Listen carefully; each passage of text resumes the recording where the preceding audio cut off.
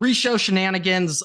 So let me start off by saying this. I am not a big Reddit user, not something I frequent, but I'm surprised how many people I know commonly use Reddit. I would say it's probably up our alley in a way, but not Yeah. not quite something we've ever really dived into or explored. No. But the other day, I was trying to do a little rate my professor, signing up for classes, and I happened to see this professor did have a rate my professor page. So people were just putting on Reddit, and then that led me to the USC Reddit, which I didn't quite know how It- popular it is, how many posts go in there. Uh, and there's some startling posts in the USC Reddit, which we're gonna go over today. We're gonna go over that in the pre-show shenanigans. I got some juicy stuff to go over. Let's start off with. Well, I got two specific posts today. We're gonna start off with this one titled "Can we please?" with I believe that is 7 E's. Can we please keep communal spaces clean? That's the title. Caption. Viterbi students, I'm talking to you. That is the engineering school at USC. So this person is calling out engineering kids. Engineering students, I'm talking to you. Why are there toenails on the desks in the science and engineering library? Okay. Wait. Hold on.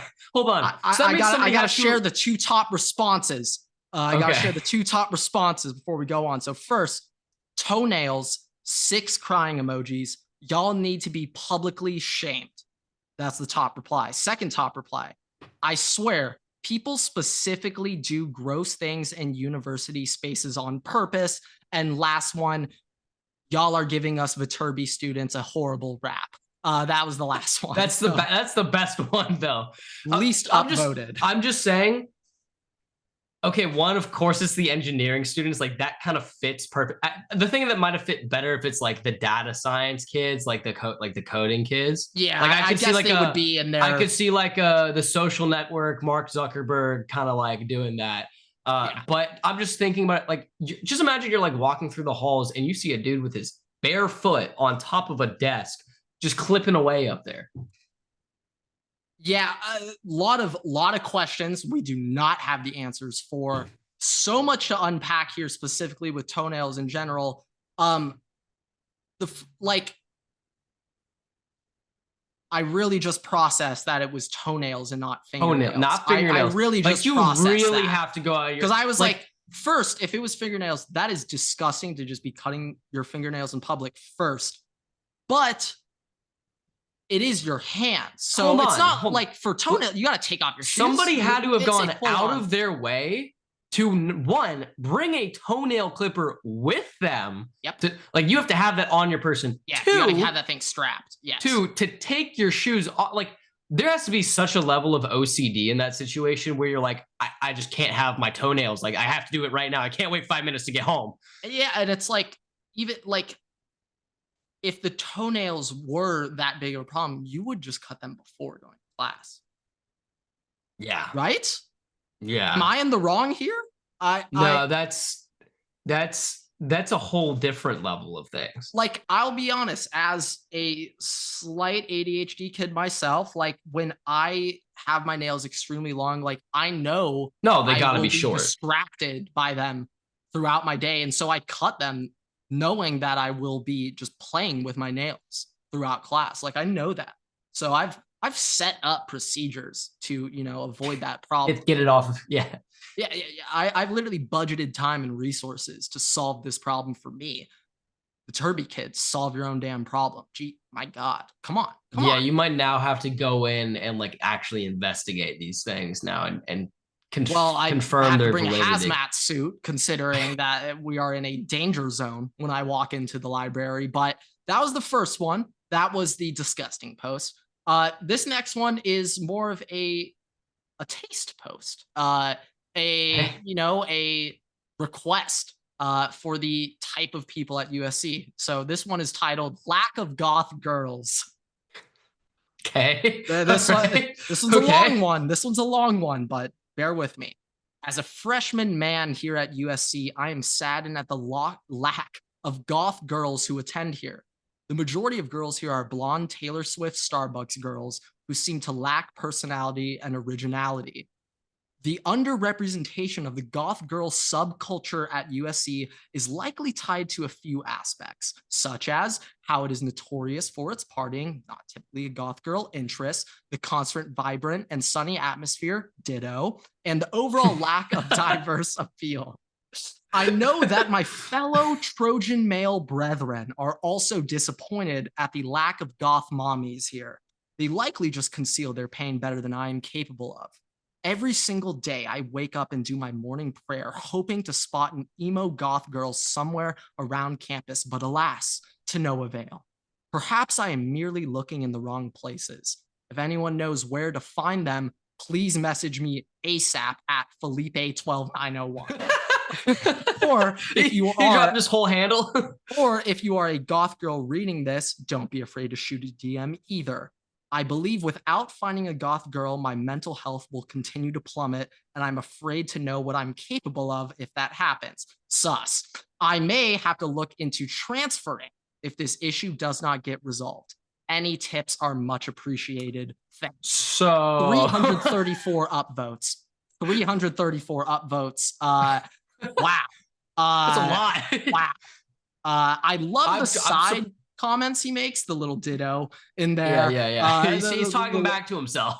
Yeah, no, like when I read that post, I'm sitting there and wow, there's a lot to unpack. I'm a little concerned over his words, not mine. I'm a little concerned over the fact that he said his mental health will decline if he doesn't find an emo girl, when typically the associated thing with emo people is it is not typically in a good spot to begin with. Yes. Okay. Yeah, no, there's a lot to unpack there. The overall support on that post, though, is generally surprising to me. There's a lot of concealed emo enthusiasts at USC, it appears. I really enjoyed the part where he describes the specific aspects, why there's a, quote, underrepresentation of the goth girl subculture at USC. I really liked how he detailed specific reasons as to why that. Yeah, that post was like really thought out. Lot of insight, lot of thought. There's a chance that Felipe was working on this for like 3 weeks. This may be his Michigan It's after manifesto. the first week of school. He just started writing it. Not for Connor Stallions when he was 16 years old. He hasn't been playing that long. Not that dedicated, but somewhat comparable. Yeah, those were some of the interesting posts I saw. Everything else are kind of like class related stuff. A ton of high school kids go on there, like, what GPA did you get to get into USC? Ton of like high school kids on there and stuff with like college stuff going on, admissions right now. But yeah, then you're a high school kid and you stumble upon this request for toenails and goth girls, and you're like, oh, this is the place for me. All right. Yeah, and then they're like, now I am a Trojan. Yeah, now I am. So can you confirm is the emo need a real thing for the USC male population? Now, personally, the emos don't float my boat. So that's not a subculture of humans. You're not you're not dittoing the emo. No, yeah, no ditto. No ditto for me on that one. You know what? I think Felipe has a point though. I think he might have a point. I personally did not know like any goth kids throughout my youth experience. I just feel like I feel like it's like different for some of us. Like everybody has had the 2000s like rock, like emo music. Like some of the party songs are still technically like tonight will be the night that I will fight for you, or something like that, right? Yeah. Or it's like technically like All Night Longer, like that's technically like an emo song, right? Or 21 Pilots is I think it counts as like a emo, like it's like a punk rock song. This is news to me. I'm not. But like 21 Pilots is kind of like an emo band, or 5SOS, right? And we all have had that. 21 Pilots, perfect example. But like, and everybody's listened to that. But it's just that some of us were able to separate the two things and others weren't. And I think a large portion of our LA brethren were in the, I separated that. Not ours. Separated that. And also USC in general, I would say if you're going to school on the West Coast where it's sunny all the time and like it's a party school and all this stuff, like you should know going into it, you're probably going to be. Probably not going to find many goth mommies. Yeah, that's most likely not. There will be those in the LA region somewhere, but in not the greater campus. Yeah, in the greater Los Angeles region, yes, you can find goth mommies. Trust me. But if we're talking, if we're talking just on campus, though, I feel like they kind of stay away. Also, I mean, I don't know. I mean, we're stereotyping, right? It's kind of like the vampire, like, kind of type thing. Maybe they just don't go outside during the day. All right. Maybe they try and stay inside. Yeah. So maybe you're just not looking in the right places. USC has a plethora of classes offered at nighttime. So maybe that's honestly though, maybe that's where you should be looking. That could be. If we may have answered this Reddit they don't like to party, if they don't like to party, maybe they're intending on taking night classes. Maybe check out the Viterbi Engineering Library on Saturday night. Well, also, you know what? Maybe you just want to. No, all the engineering kids will also be there. No, maybe you want to go to Turby though, because maybe the kids who are clipping their toenails on the desks are the emo kids. Are the goth kids? Maybe that's why everyone's avoiding them, because they're clipping their toenails. You know what? We just solved everything. We put two and two together. Guys, come on. This isn't that hard to figure out. This is not that hard to figure out. Just a little bit of critical thinking. Just a little bit. That's all it takes. Just a teeny bit. But without further ado, this is a big episode, Everett. Do you know? You know what episode? Oh, I cannot. We have to wait for this. Yeah, wait. We have to wait. Because for this one, I'm gonna be honest. Because the first person I'm mentioning after the title, he's not a fraud. I might cry myself to sleep. No, but before you mention it, I think that this lined up perfectly. The content for this episode and everything lined up really well. Lined up perfectly. I was a little nervous for a bit, but this I didn't think we could top last year. No.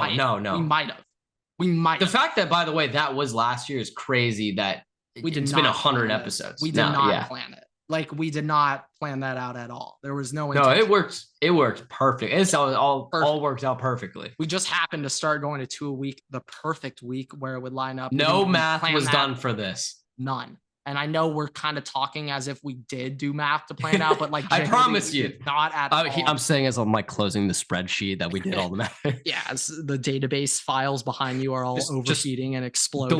Delete forever. Exactly. But all right, without further ado, what is going on, everybody? Welcome back to another episode of the Waterboy Podcast. Today it is episode 169.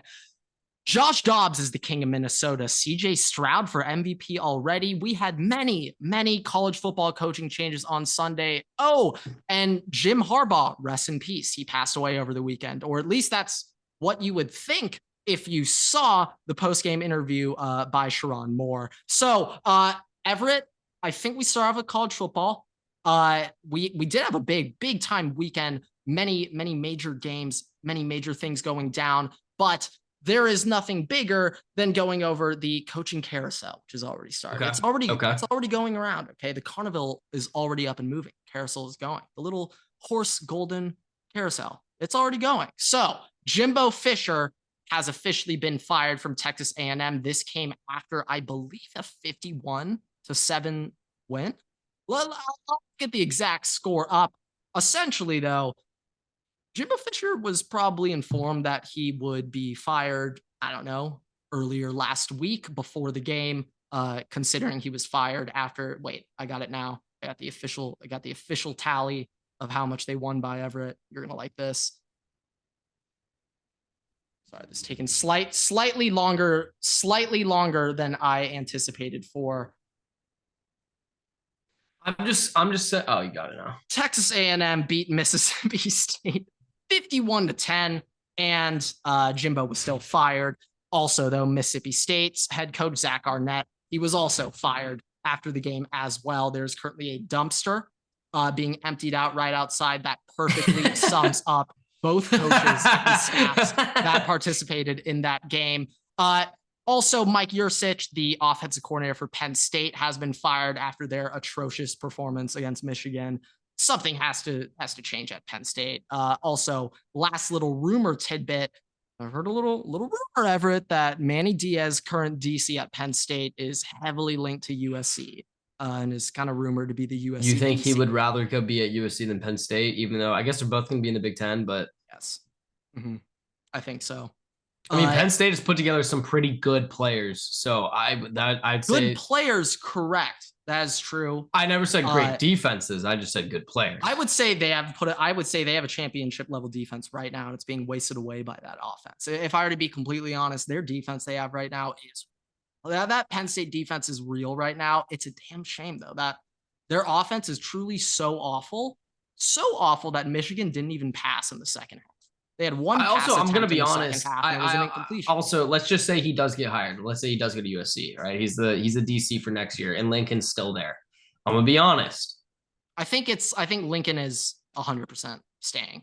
Yes, but and I've told you that multiple times. You never wanted to believe me, but what I've been hearing for the past month in October, man. Hey, let me use my sources. All right, okay. That's what we're going off. But I'm a little nervous for Lincoln Riley because a lot of the offensive success right now seemed just to be Caleb Williams being able to do things, and I'm a little nervous for the future. Yeah, that O-line is so ass.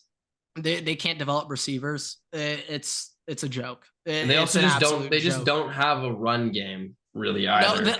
No, the ironic part is against Washington, like they actually. Well, this is also Washington's run defense. Yeah, no comment on the Washington run defense there. Let's just say though, when it comes to USC, like when I was at that game the other week, like USC was averaging 9 yards a pop, and they stopped running in the second half completely. It was like, why? Like it is working way too well to abandon it when at that point, it was literally a tie game. So it's not even like we were like chasing the scoreboard or anything. He just stopped running. It was very confusing to me. I did not want to spend too much time about USC specifically. I did want to spend more time on Jimbo Fisher, but real quick to wrap that up, I would say for his term at USC, yeah, it's all been Caleb. That's everything everyone's been talking about. It has all been Caleb. I would say though, if we're going to look back to his Oklahoma days, and I look at the quarterbacks under Lincoln Riley, Baker and Caleb are kind of like the only underclassmen to come in and really perform for Lincoln. So Baker was with Lincoln, I think, for 3 years. I believe it was the quarterback for 3 years or 2 years. But yeah, I guess Kyler transferred in. He started playing as a junior. So redshirt senior is when Kyler. Oh, really? Redshirt senior is when he only had 1 year.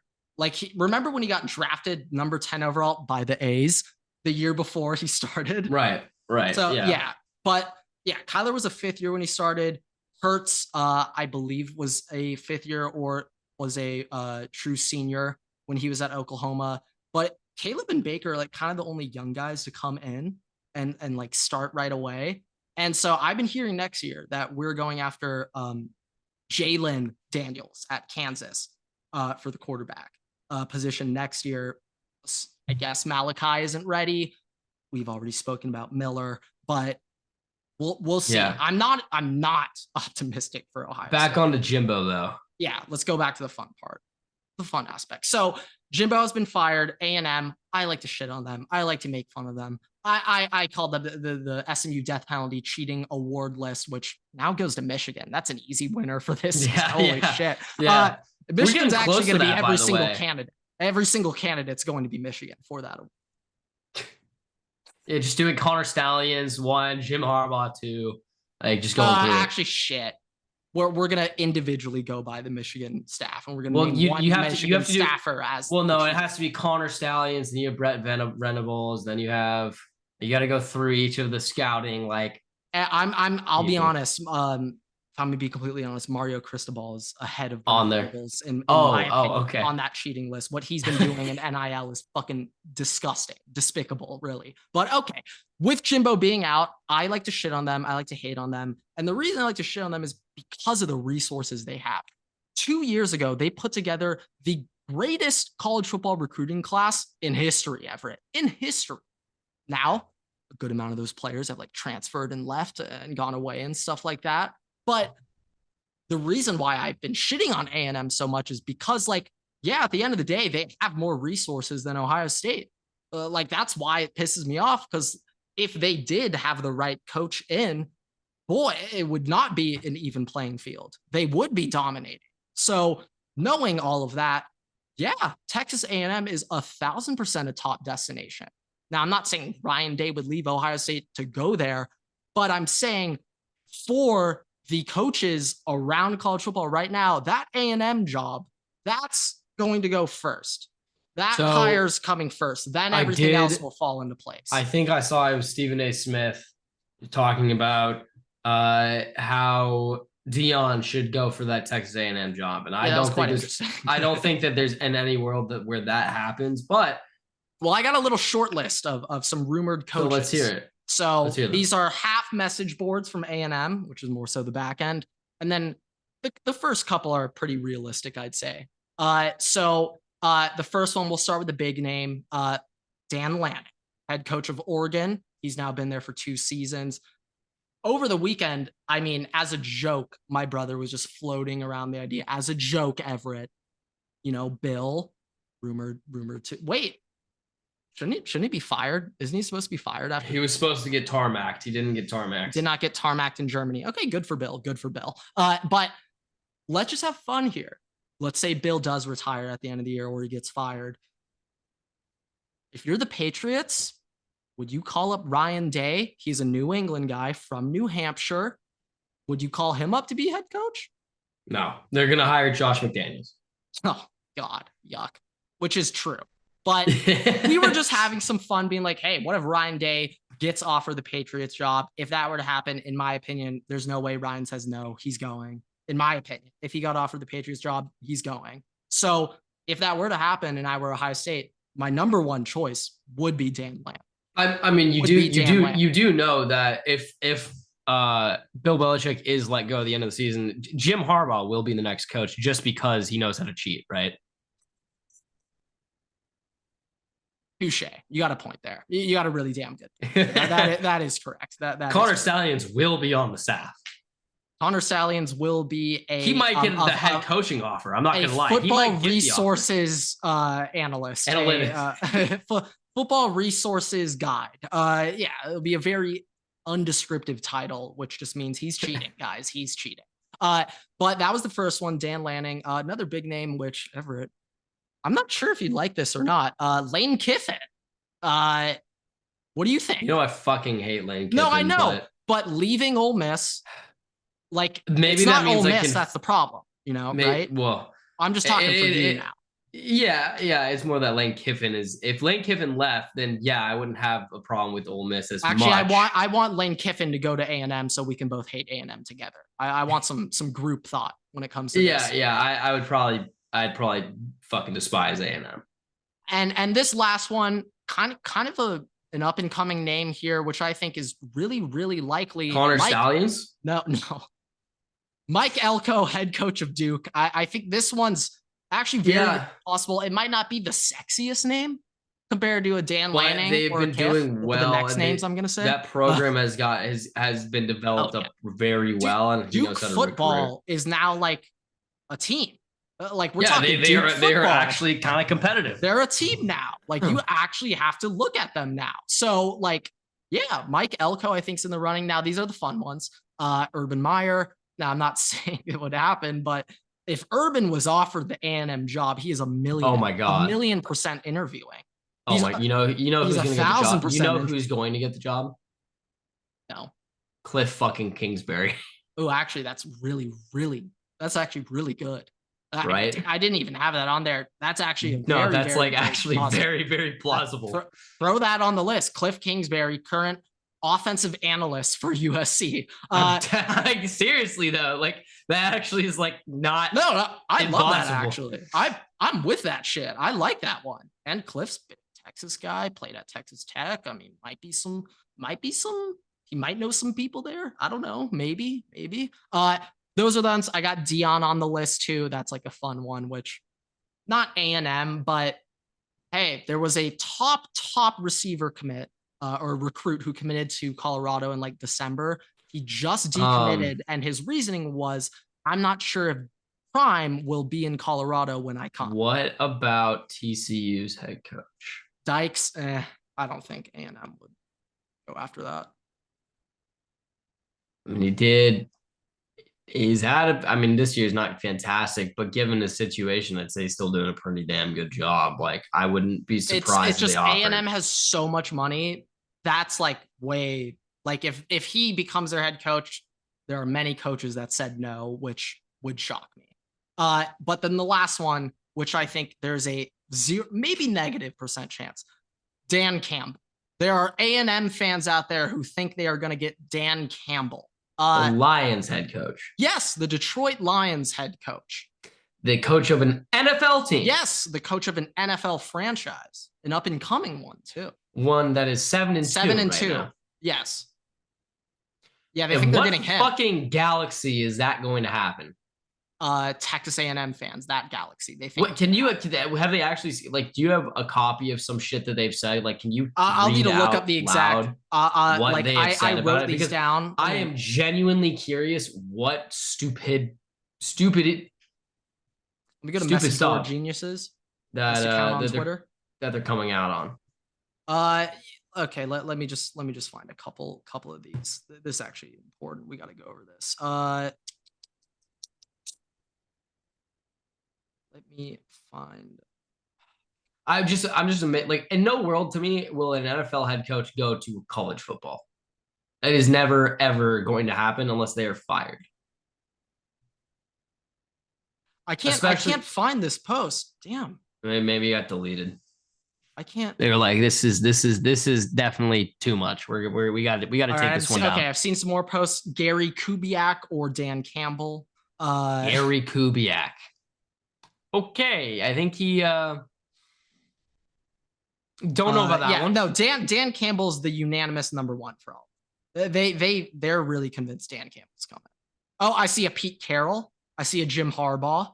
I see a Dabo. You like think they're like dead serious, right? Like, there's not a joke. They're like actually Everett. There's no such thing as sarcasm at Texas A&M. They don't know what that is. It is all faith. Well, football, faith, and family. Football comes first. So that is how they operate there. And I'll be honest, okay? Jimbo just got a fat buyout, okay? If I'm Jimbo Fisher right now, you have the best job in America. A recently fired, bought out football coach. That is the best job in America possible. But that buyout, I think, was like 77 mil. So I just want to start off with this. A university does not hire a coach unless they have a break in case of emergency glass plan to buy him out. So you don't give up that $100 million plus contract unless you have a, in case of emergency, break glass bailout plan in play. So A&M, they have a lot of money, guys. Texas A&M has a lot of money.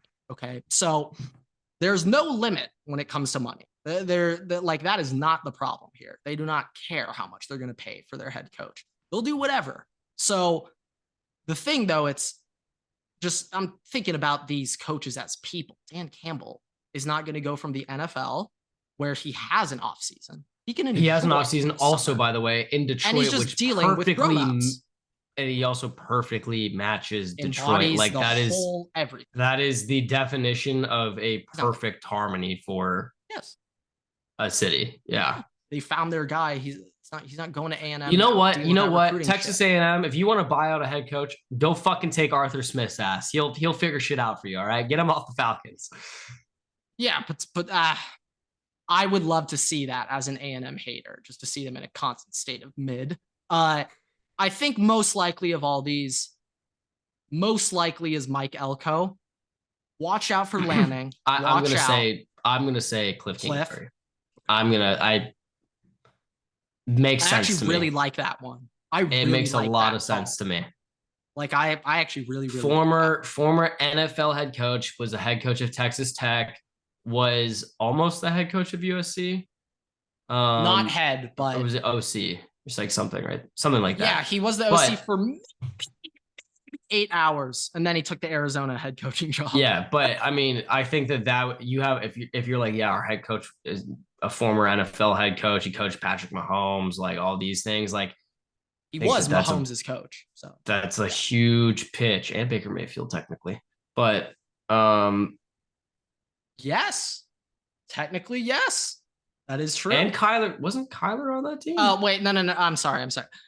Kliff was the offensive coordinator for Johnny Manziel at A&M. He has A&M roots. Everett. Yeah, he's Everett. This is a phenomenal call. Yeah, I didn't even see this. He's the next A&M head coach. Yeah. Kliff Kingsbury, you guys. Now that's a segment. News. I love that. That's a segment. Like it all. I totally the Manziel doc. I already forgot it. But Kliff was like the main coach, like ex-coach interviewed in it. Like literally the main guy talking about Johnny. But literally that makes so much sense. Kliff, former NFL head coach, worked for Texas Tech, worked for USC, worked for Texas A&M. Now back in coaching at USC, he's not going to want to be there after this season. Where is he going to go? Oh, I know. You're getting millions of dollars at Texas A&M. Yeah, I actually love that call, Everett. That was actually amazing. I just want to end this little coaching segment off by I just saw a post from Michigan fans saying, should we take Jimbo if Harbaugh leaves? I love college football. Like this sport. Wow, these fans are nuts. I was gonna spend some time talking about Michigan today, but we're kind of gonna pass over it. I just want to say rest in peace, though, Coach Harbaugh. Thoughts and prayers. Yeah, I know you guys are going through adversity right now. You know, getting caught for cheating and playing the victim card. I know how tough of a time it is as a university. I just want to say this though, Everett. I'm not sure if you saw this, but the president of Michigan, the university president, came out in a letter and essentially condoned cheating, was essentially saying, so if I'm a student, at the school right now, I took that letter, I screenshot it, I sent it to all of my boys, and I said, every single thing you do for the rest of your life as a Michigan man, you plagiarize the shit out of it. Why? Because the president of your school supports it. The president of your school says it's okay. So do it. That's what no more failing classes for anybody. You're gonna people are gonna Michigan men don't fail, Everett. What a fool.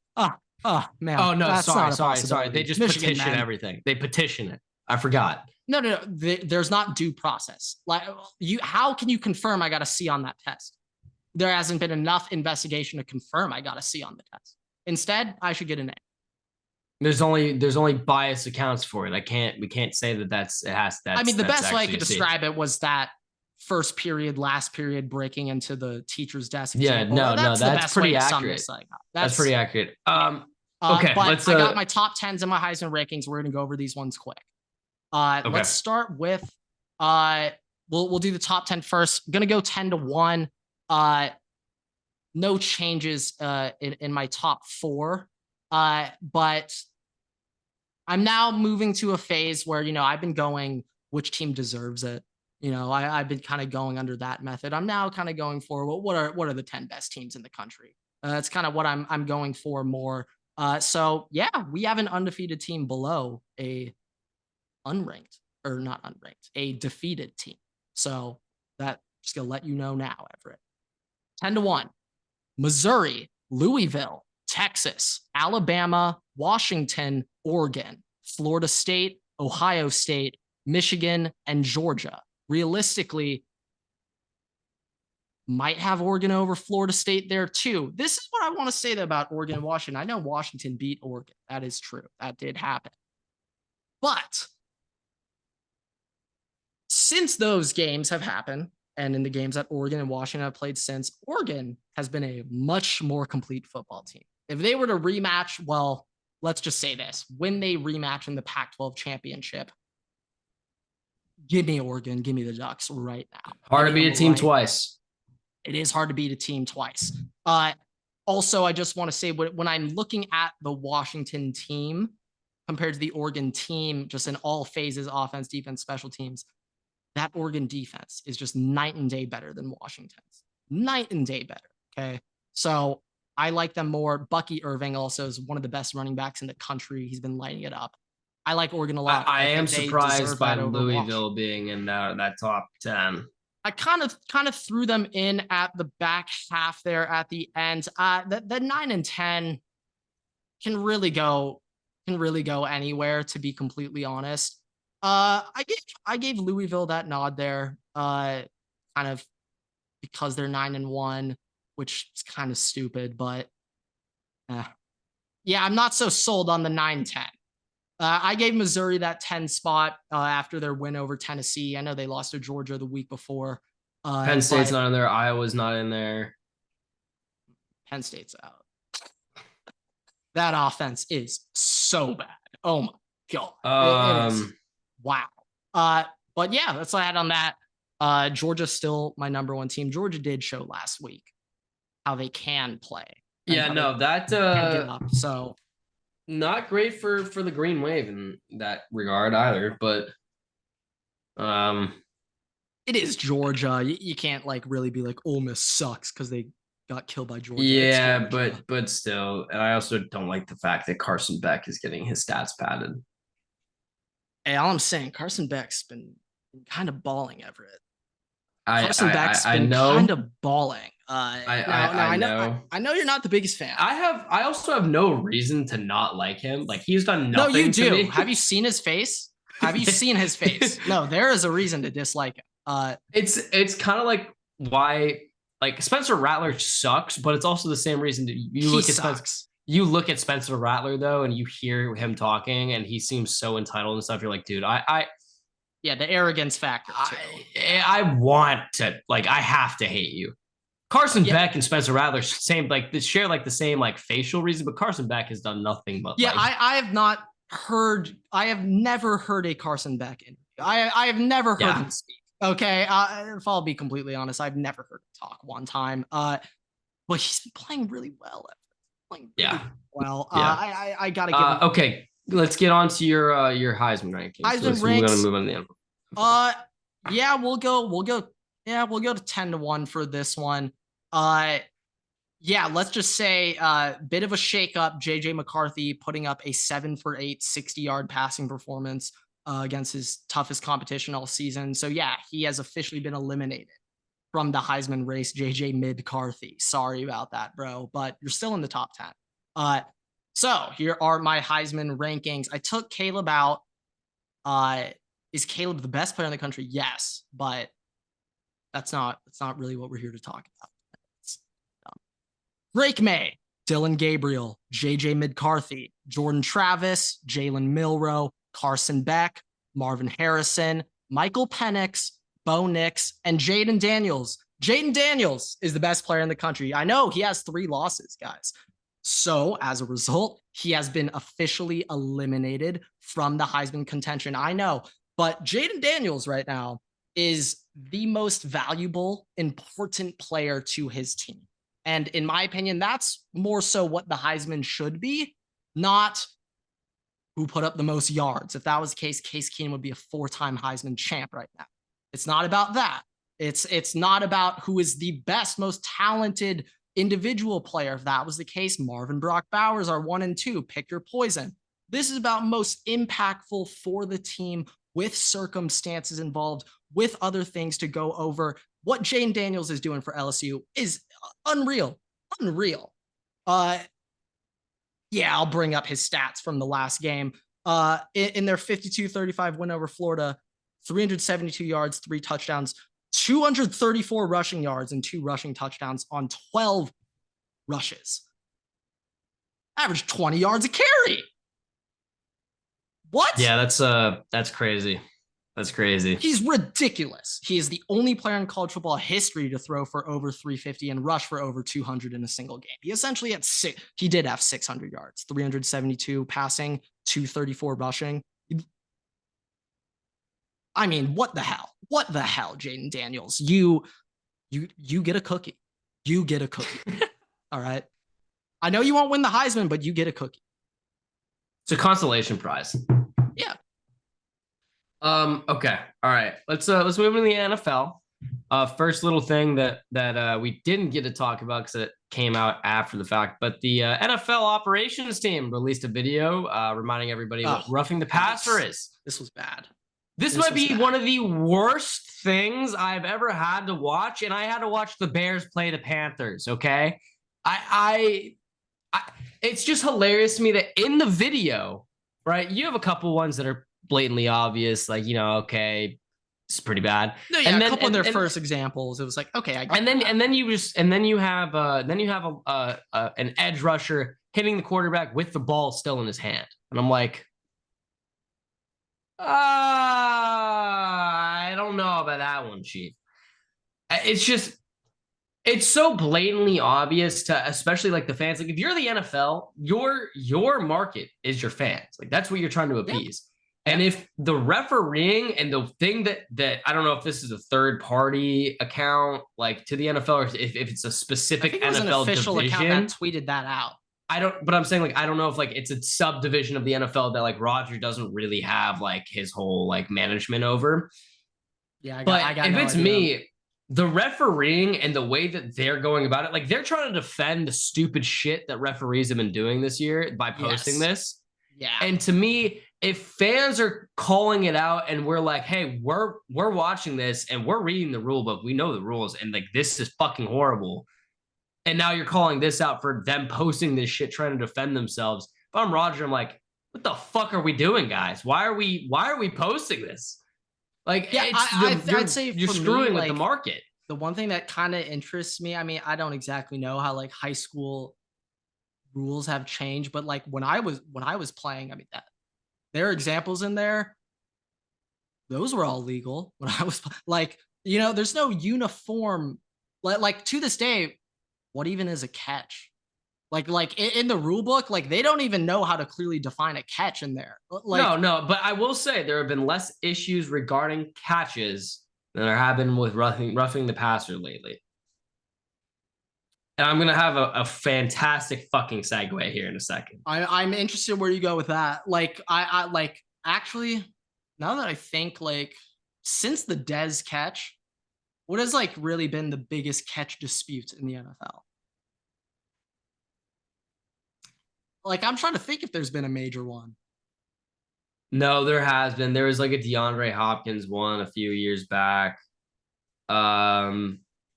It's always been, like, when you have possession on it and when you've gone out of bounds. Yeah, like sideline catch. That's been the issue. Or, like, you hit the ground and the ball kind of comes out. Like, that's kind of the issue is whether or not it's, like, the timing. Yeah, I mean, it hasn't been as bad, but it still is kind of bad. I think roughing the passer is arguably it's the worst thing. The refs have gotten progressively worse over the years with calling games, and I'm going to make a point in the Vikings game here soon when I get the segue. But it is bad, and I fully blame Aaron Rodgers. Yeah. Aaron Rodgers is the reason why the roughing the passer calls have become so just enormous, and why they're such sort of badly called. Wow. And the reason why is because Aaron Rodgers broke his collarbone, and he started bitching about the fact that he broke it because Anthony Barr put his body weight on him. And now anytime anybody puts body weight on a quarterback, that's roughing the passer. And you touch a quarterback after the ball has been released within 5 seconds. Like, not like I can define the laws of physics and pull up. That's also roughing the passer is horrible. Anthony Barr, by the way, just got re-signed by the Vikings. All right. Now he's back in the Vikings. If Aaron Rodgers was still in the Packers, he'd be shaking in his boots right now. He'd be shitting his pants. All right, wiping with Sean. He also claims he's coming back in like 4 weeks. Yeah. But Anthony Barr just signed back with the Vikings. I'm scared that means that the health of Jordan Hicks and Brian Asamoah is not good. And another edge rusher for the Vikings got called for a stupid fucking penalty, which let the Saints come back in the game on this past week. Danielle Hunter called for, I believe, hands to the face on a drive where I believe it was 27-11. It was 3rd and 15. Danielle Hunter gets around the player, ball's incomplete, or maybe it's a sack or something. I can't remember specifically. And it's 4th down. Vikings are getting the ball back up 2 scores. Instead, referee, Stevie Wonder, calls a flag on the play. And he gets called for hands to the face. And the review comes in. The play comes back up on the Jumbotron. Danielle Hunter got his helmet ripped off by the face mask. And there's no hands to the face in any area on Trevor Penning, I think was the tackle. So that's bullshit. All right. And that let the Saints come back into the game. They scored on that drive and they made it a 1-possession game fully because the referees let them back in the game. And it's just horse shit to me. All right. You want to let the game go on longer? Call ticky-tack fouls bullshit, but don't make it blatantly obvious. Hey, we're calling this on 99. 99 did this. And like if they want to make the games last longer, do what college football does and just make the halftime just way too fucking long. Every single time there's a touchdown, 5-minute commercial break. No, do that. And then on top of that, but why are we calling if you're having a player okay, you want to call it, let's say Danielle did get his hands in there, all right? Then it's at least got to be offsetting penalties. Like New York's got to call in for that one. You can't let that one stand. And I was even going to say before that, at first half was like, damn, we actually have the NFL agenda right now. Like the refs are calling all this shit on the Saints. And then the refs did that. I was like, oh, all right, well, and we're back. We're back. The NFL. While you speak of actually calls going towards my team, not this week, but last week, we had a holding call go in favor of Ohio State. No bullshit for the first time in 4 years. I was like, no, wait, what? They held and they called it? I don't know what the Wilfs had to do to Roger Goodell for Roger to just make the ref crew fuck the Vikings over. The who? The Wilfs, the owners of the Vikings. The Wilfs. What they'd had to do to Roger Goodell for Roger to call up the refereeing crews and be like, hey, no matter what, we got to fuck over the Vikings every week. I don't get it. But let's go into this game a little bit. All right. Yeah, he's Josh the king Dobbs, of Minnesota, the king of the North. It's Dobbs mania in Minnesota. I am getting major 2017 vibes. And I have a question, Everett. Sorry to cut you. Will you shave your eyebrows if Minnesota wins the Super Bowl? No. You won't? No, I can't. I need a reward if the Vikings win the Super Bowl. I can't be like, hey, they're doing this. I have to shave my eyebrows. Oh, so now you need a trophy for this now. Okay.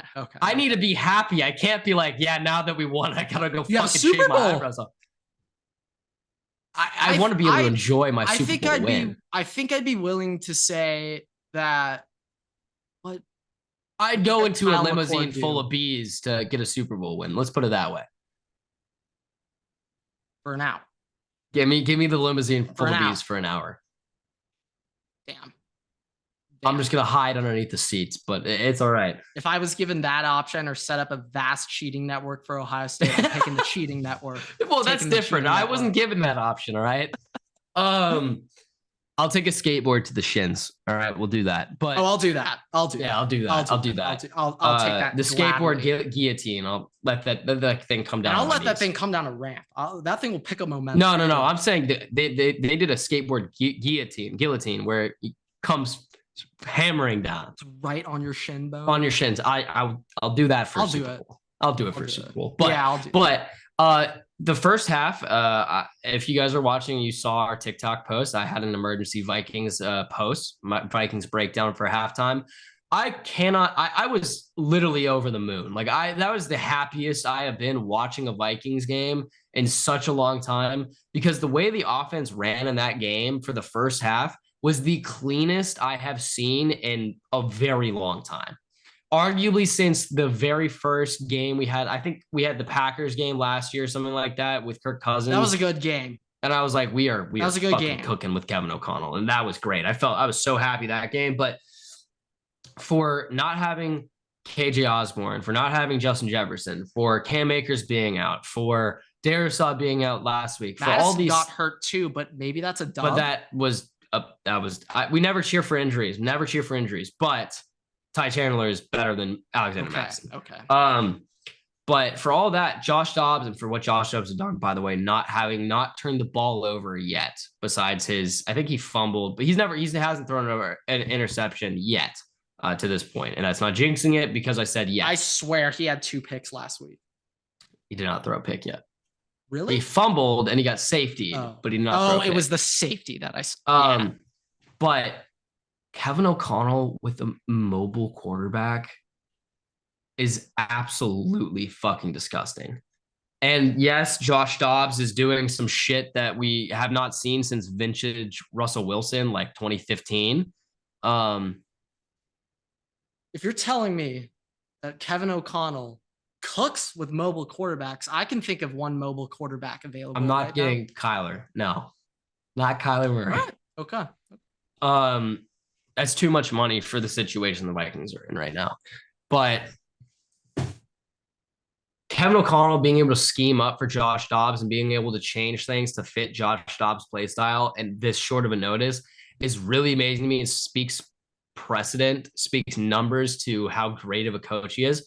By the way, he is, I believe, 1 game out of 20 wins. He's at 19 wins. He would be the second fastest coach all time, I believe, to hit 20 wins behind Sean McVay. Sean McVay's first? The fastest coach all time, wow. I believe. But it just speaks volume to me. And Josh Dobbs, like I said, this is major 2017 vibes to me. The defense has been doing really well. We're about to get Justin Jefferson back. If we start playing Ty Chandler and we're doing well there. By the way, in 2017, Dalvin Cook got hurt. He wasn't playing the entire year. So when we don't have Dalvin Cook this year, so there's parallels here. And it's amazing to me what Josh Dobbs did. And I said, give him the lifetime contract. Let's get him in here. Every play that Josh Dobbs, let me finish. Every play that Josh Dobbs takes is one that Nick Mullins sees his future with the Vikings decline further and further. And if I'm the Vikings right now, and is he just out hurt? He has a back injury. He's on IR. He's about to be activated from what I've heard. So now it's going to be him, Jaren Hall, and Josh Dobbs. But Jaren Hall, is he still concussed? Yeah, he's fine now, but he was out this past game. But look, if I'm the Vikings, all right, I'm going to try and we've been over this. I want to bring back Kirk. I want to draft a quarterback, have him sit behind Kirk, right? That still is the plan. All right. But I'm kind of on board with Dobbs as just the quarterback. But Josh Dobbs, no matter what, I think you have to resign. And it sucks for Jaren Hall because Jaren Hall looked good too before he got hurt. And now Josh Dobbs is just doing disgusting things. But I saw this too. And you know what? Maybe later down the line this season, there might be precedent to it. There might be credence, but people have been like, Josh Dobbs for QB1 for the future. Like, is he just a future kind of quarterback? And I think, I am not going to say no. I'm not going to say no, but it's the Vikings anxiety in me the same way with Case Keenum. We were like, hey, Case Keenum's balling out, but like, when is he not going to ball out? So, Viking, I feel you. I feel you on Josh Dobbs doing that shit against the 6th and 7th best defense in the NFL. I mean, look, he is him. And people could be like, all right, the second half of his last game, they didn't play great. Like it wasn't the same way. But Kevin O'Connell went way more conservative. Kevin O'Connell was like, all right, I fucked up. And Kevin, I called you out. Play aggressive. We play to win. We're not playing to keep the lead. We want to play to win. All right. Amen. And we've seen this. We've seen this way too much. We've seen this way too much throughout the season where we are getting a lead and then you start going conservative and then they come back and then we're not hot and we're fucking fighting to get the lead back or to stay in the lead. No, let's keep it going. When it's working, it's working. So why are we deviating from that?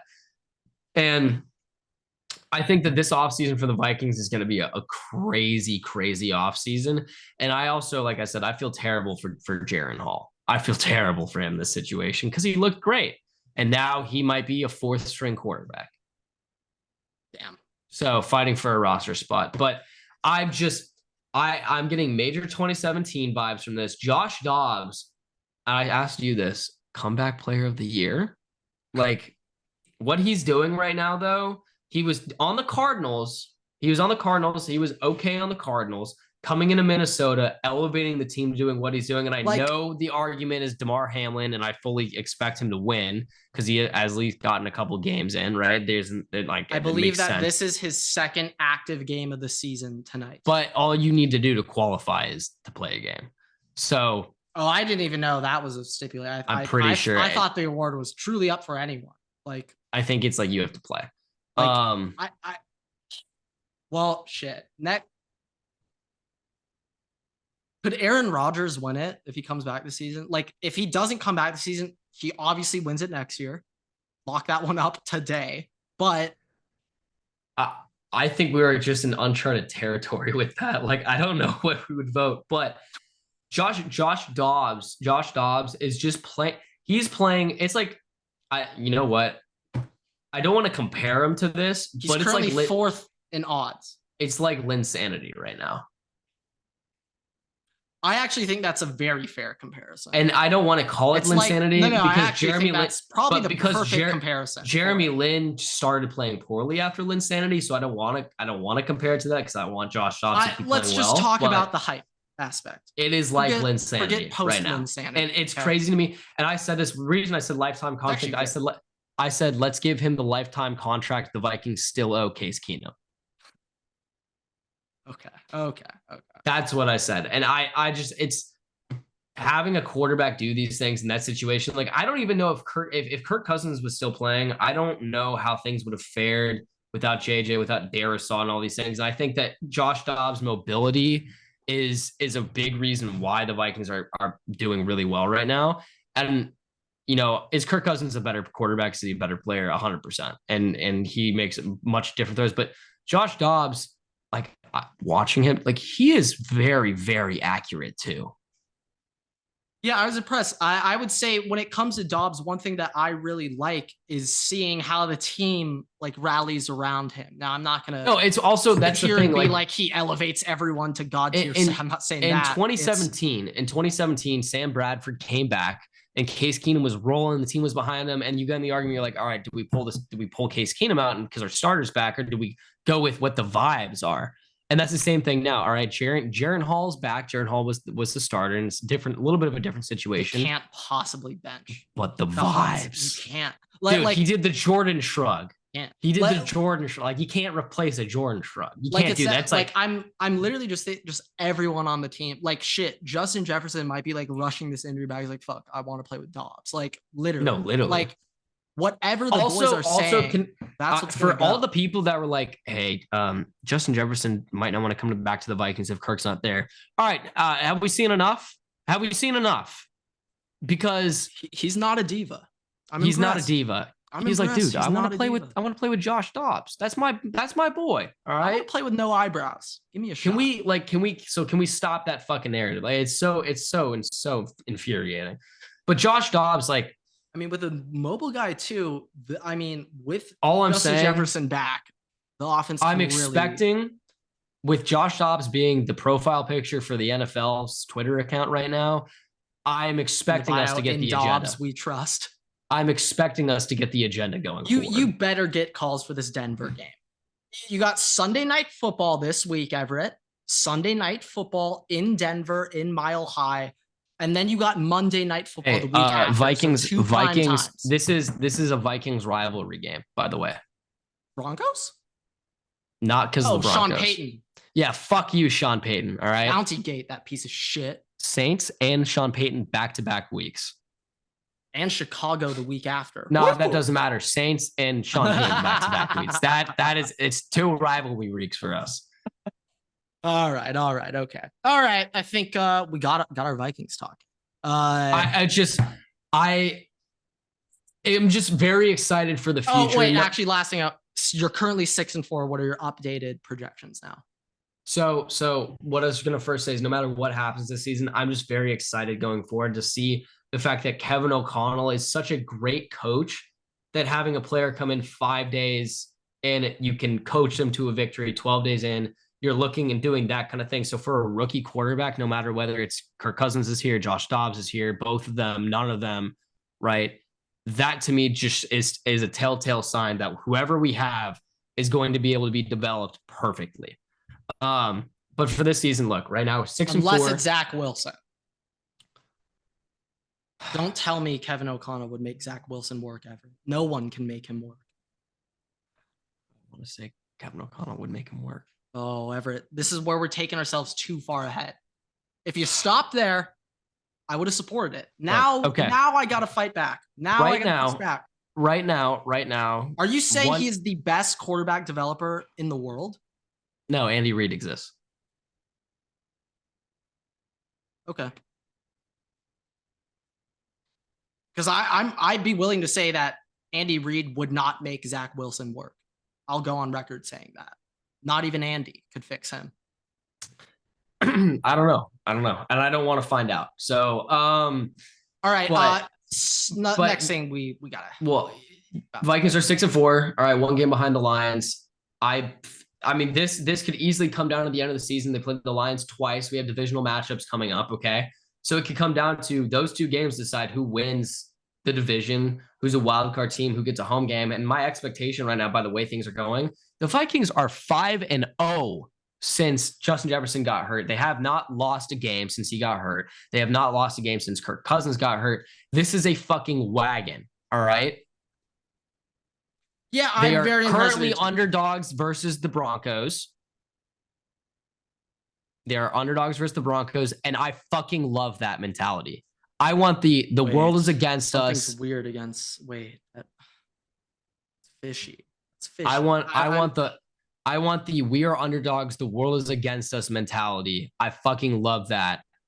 If I'm Vegas and I make Denver the favorite, I think Vegas is betting against you this week. I think Vegas in their head is like, there's no fucking way Dobbs does this again. I know it's the Broncos, but there's no reason you guys should not be favored. I bet you when JJ comes back, the line goes to pick him.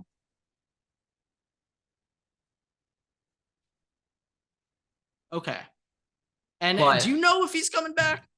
I think he's coming back this week. Okay. But with the remaining schedule. Yeah, sorry. Just one last thing. With the remaining schedule for the Vikings, I just like this. I'm just so excited right now. I just have to. So, fucking Christ, Vikings. Okay. Broncos, Bears, Raiders, Bengals, Lions, Packers, Lions. All right. Bengals will be an interesting test because they're obviously a great team, but Bears, Broncos, Raiders, all three of those could be very easily won games if we're playing the same way we played the first half this week. Then we get to the Bengals. We'll see what happens there. The big game, there are two big games. Those are Lions both weeks. All right. Comes down to that. The Vikings could go, right, they're 6-4 right now. They could be 9-4 come the Bengals week. Let's say they lose that 9-5. All right. They could have 11 wins this season. They could go 11-6. Which was the preseason prediction. I believe was my preseason prediction was. So that's still on the table. That's still on the table. Okay. So, okay. I don't know what you have else for the NFL. I have a couple things. Yeah. Well, I mean, last week I wasn't very confident in saying it last week that he's already a top 10 player in his position, but I love how Twitter works and the media works. That's now a given, and we're now on to the next step. So, Everett, is CJ Stroud the MVP front runner? So I can't say that he's the front runner, but so let's talk about CJ Stroud as MVP. All right, let's just dive in this whole thing. Now, I'll be honest, I got to take a quick little whizzy whiz, and I have a feeling you might have a healthy amount set up for this. I do. So I'll give my top 10 rookies right now. Okay. While you do that, and then we'll break this down. I'm taking a little whizzy whiz. All right. Okay, boys. All right. Sorry. So top 10 rookies at the mid-season point, I guess a little bit past the mid-season. This is just overall rookies. It's not offense, just offense. It's not just defense. It is everybody involved. We'll go. I mean, We'll do 1 to 10. Okay. CJ Stroud, Jalen Carter, Jordan Addison, Puka Nakua, Sam Laporta, Will Anderson, Devon Witherspoon, Brian Branch, Zay Flowers, and Joey Porter Jr. I'm going to be honest, I was biased. I initially had Ivan Payson at the 10th spot, and then I realized, okay, you know what? Love me. He would be on the top 10 list for defensive rookies right now, and he's doing a phenomenal job. And he's going to be the linebacker of the future for the Vikings. But Joey Porter is just stepping up and doing another thing. He is he is the anchor in the secondary for the Steelers. Forget Minkah Fitzpatrick, because I mean, to be honest, I already forgot that he was on that defense. But it is Joey Porter. Looking at the rest of the guys, Jalen Carter, front runner for defensive rookie of the year. CJ Stroud might be an MVP candidate as a rookie, which we'll talk about here in a second. Jordan Addison's at 3. I'm a little bit biased, but stepping into a wide receiver 1 role and doing the things that he's done. He didn't score a touchdown last week, which I think is a bit of a streak stopper for him, but I think he's tied with Randy Moss right now for touchdowns, like through about at this point in the season. Will Anderson's put at 6. It's a little bit lower than most people would probably want him, but you can't put him ahead Laporta, Nakua. But he's a game record. Devon Witherspoon looks like let me stipulate this, by the way. Can you say it again for me? Sorry. Yeah, but I'm going to stipulate this. There are other players in here like Gonzalez and Achane, who are phenomenal rookies and have played really well, who are not on this list. And they're not on this list because they've missed substantial time. Yeah. They've missed substantial. The chain's coming back. And I want to say there are players on this who have missed a game or two. But I took Brock Bowers off the Heisman list, even though they've just missed substantial time, which is the issue. I can't put them on the list since they've missed substantial time. But it's CJ Stroud, Jalen Carter, Jordan Addison, Puka Nakua, Sam Laporta, Will Anderson, Devon Witherspoon, Brian Branch, Zay Flowers, and Joey Porter Jr. That's the list. All right, now on to CJ Stroud MVP talks. Okay, so obviously we're kind of in unknown waters for a lot of people right now when it comes to a rookie quarterback, a rookie player being an MVP candidate. And personally, we just look at the stats, which we'll get into. He looks like he should be. I don't think it's ever happened. We'll get into that. But... Well, no, I got it. Okay, I'm prepared. Okay. I'm prepared. Okay, right. Okay. CJ Stroud statistically looks like the best quarterback in the NFL right now. All right, if we're just talking about that. But let's talk about this. So the last time I just looked up who it. Last time a rookie has received votes in the MVP race was in 2008. There was 1 vote. Let me guess. It's definitely a quarterback. It was Chris Johnson, the Titans running back, 2008. All right. Wow. CJ outside of that, okay, we had Edgerrin James, the Colts running back, who got 1 vote in 1999. Randy Moss in 1998 was tied for third place, 4 votes. Franco Harris, 1972, is tied for 6th place, 2 votes. He's a Steelers running back. Gale Sayers, Bears running back, 1965, got a vote. Eric Dickerson in 1983 got 18 votes, was in 2nd place. Earl Campbell in 1978, 2nd place, 33 votes. 3rd place in 1983 was Dan Marino, the only quarterback on this list, I believe. 1983, 3 votes. Marcus Allen in 1982. And then the only person who's won it is Jim Brown in 1957, Browns running back. So I just looked up his stats that year. He had 957 rushing yards and 9 touchdowns. I mean, that's 1957. I know, but just in general, it has been 40 years to the year, by the way, 40 years to the year since any rookie quarterback has received votes. And the last time it happened was 16 years ago, 15 years ago. So it's been a while. In a way, what you're telling me is that CJ's gonna have to keep on balling, and he's gonna have to keep on balling this year. So and we're also saying it's not impossible. It is like we've seen the votes. Players have gotten votes in recent memory, and Chris Johnson, right? But let's also say, keep this in mind, that year, Chris Johnson, 2008, was also Adrian Peterson's rookie year. Adrian Peterson didn't get a vote, and he dropped 296 on your Chargers. So, but look, let's just talk about right now. That's the past, that's precedence. All right. So there's precedence for rookie players to get votes. There's precedence for rookie quarterbacks to get votes. Hasn't been in recent memory, but that's precedence. All right. Hey, I remember a time when there had never been a freshman Heisman winner, and then that kid Johnny Manziel came around. So I remember that too. I remember that too. But right now, CJ Stroud, odds wise, we don't have the vote number. Odds wise, right now on the books, plus 2,000. He's tied for sixth place. Fifth place. Okay. Right now, statistically speaking, he is second in stats among all quarterbacks. Or sorry, second in yards among all quarterbacks behind Sam Howell. Okay. He has 2 interceptions, which leads the league in lowest amount of interceptions. 15 touchdowns, which is up there. Okay. Most yards per game.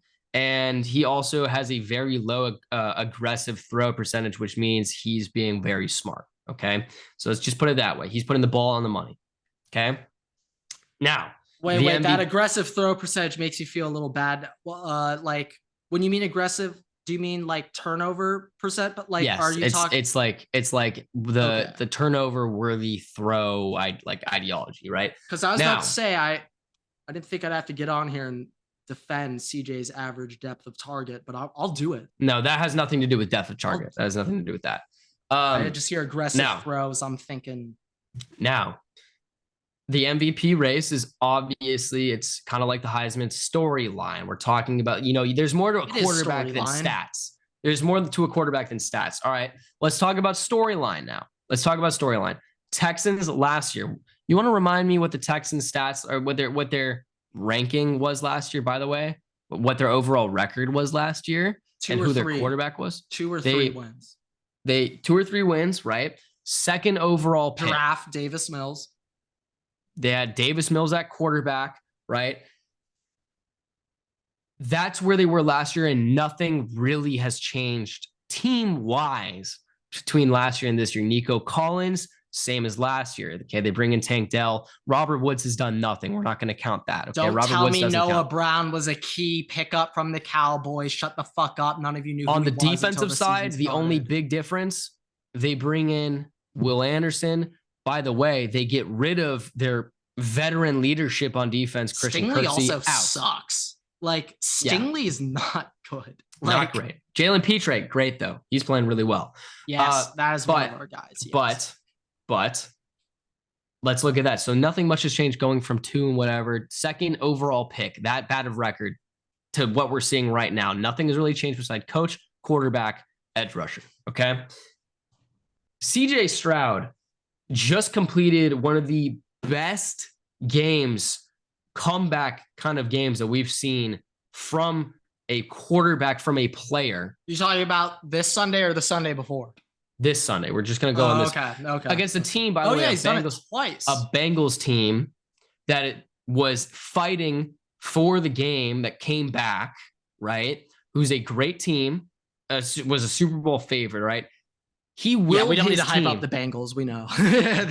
He willed his team to a win in that, taking headshots, getting hit. He put the ball in the money. Real quick, I just want to say he took one headshot. So he was already wrapped up by 2 guys and he was getting tackled. And then Miles Murphy, dirty ass player. And they didn't call it. I was like, I'm sorry, but like, Peter Schrager, we've already Peter Schrager's on the phone with NFL officiating. We've already gave our opinion, being like, we don't like this new roughing the passer. But if those are the rules, then how was that not roughing the passer? Like if those are the rules, then how was that not? But regardless, I just want to say him throwing a pick late, and Cincinnati goes down, scores, ties the game up.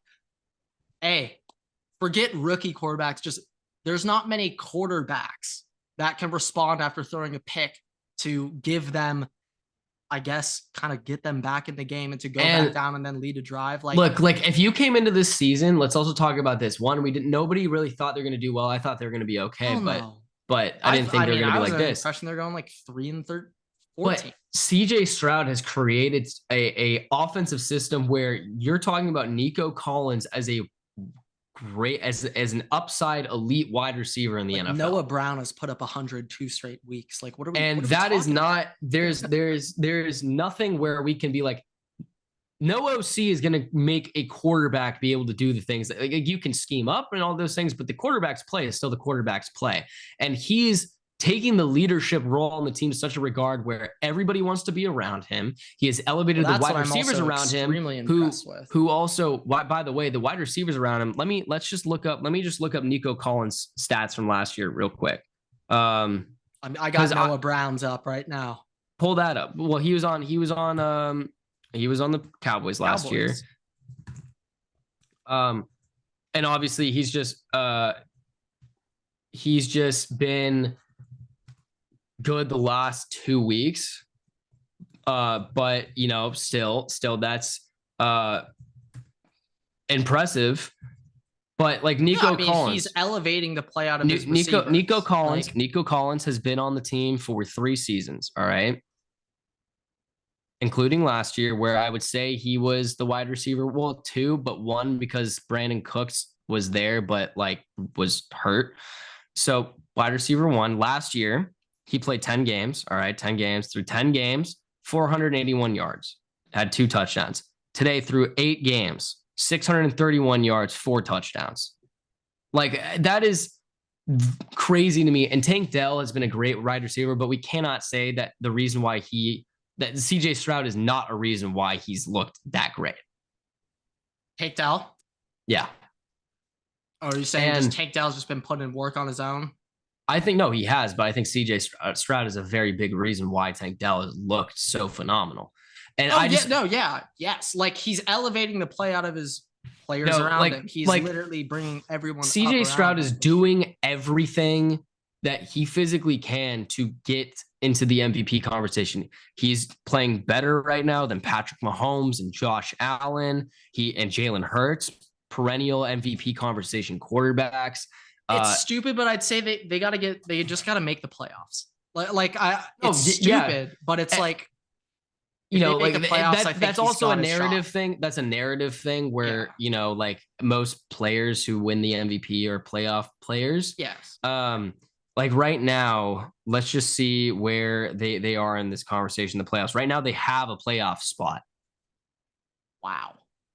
They're the very last team in the playoffs right now. Hey, they're only one game behind Jacksonville, and they play Jacksonville in 2 weeks. They're one game, which I'd be shitting my pants, by the way, if I was Jacksonville. It's in Houston too. They are one game behind the Dolphins, the Jaguars, the Steelers, and the Browns. They're one game behind all of those teams. Hey, it's tight. It's a tight race. They could get it done. They are currently over the Bills and the Bengals for that playoff spot.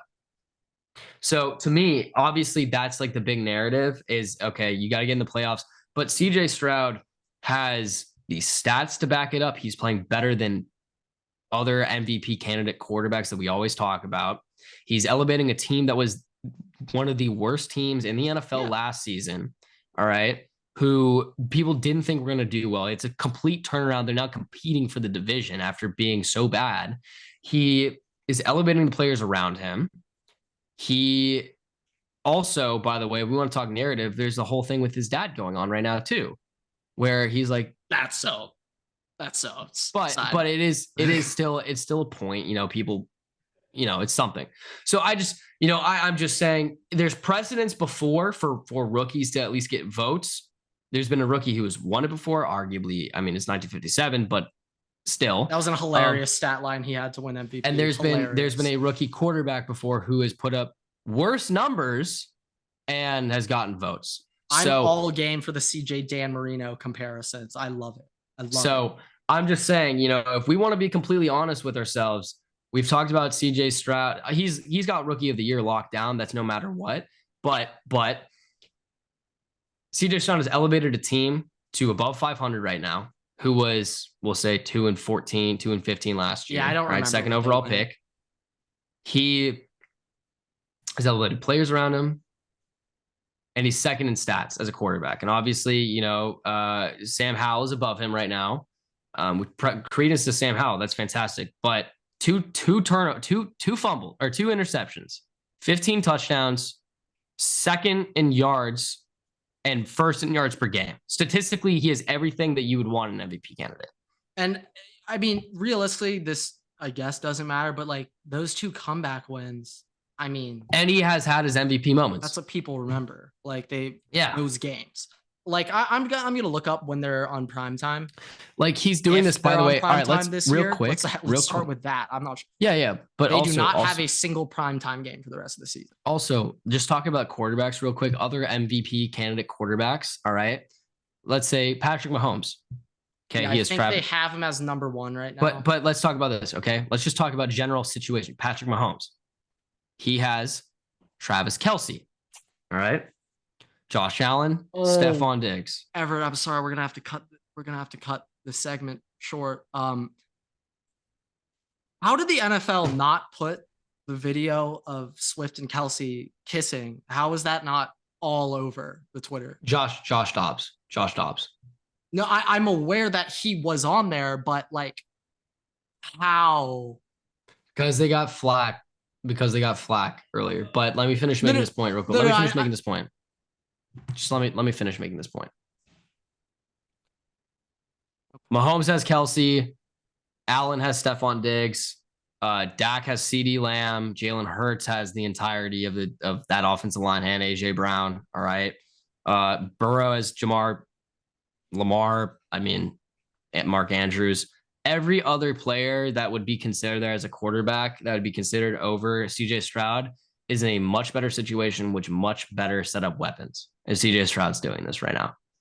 So, and final point, I personally don't care about this at all, but CJ is a defensive coach, so he's already at a disadvantage and he has to go overcome that adversity. Boom. MVP. He's gotta have like one more comeback win.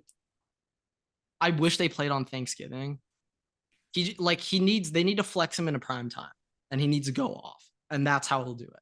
But they currently do not have a primetime game for the rest of the season. I don't think they have played in one yet up to this point. So like they might not have one all year. So flex candidate. They're a flex candidate. I agree with that. Like we got to get him in prime time. That's actually how we're going to get this to happen. He needs to ball up in prime time. That's how it's going to happen. But you have anything else to say? We've been going for. Yeah, we'll wrap it up. We'll save this one for the next time. But Trevor Lawrence officially garbage. Okay, officially garbage. He's not good. Yeah, that's all I had. No comment. We'll save the best pass rush duo that never happened in 2018. We'll save that for next episode. Nick Bosa and Chase Young. Holy shit. What the actual fuck? What the fuck? With that, thank you guys so much for watching, listening, raise 5 stars. You can find us on Spotify, YouTube, TikTok, Twitter, and on Instagram at WaterboyPod. Make sure to follow me and Grant on Twitter at Everett6 and at WaterboyGrant. We post new episodes every Tuesday and Thursday on all podcast platforms and on YouTube. Make sure to turn on notifications so you don't miss anything on YouTube. We post new graphics on Instagram 2 times a week unless Grant forgets because he's been doing that. And we post new TikToks every Tuesday to Sunday or Monday. Now it's kind of just every day. Yeah, kind of is. But we post TikToks. And you might get some shit post stories too. Keep your eyes peeled. Noties on, guys. I'm not even sure if you do noties on TikTok or accounts, but I think noties on. Noties on. But thank you guys so much for watching, listening. We'll see you guys in the next episode. Waterboys out.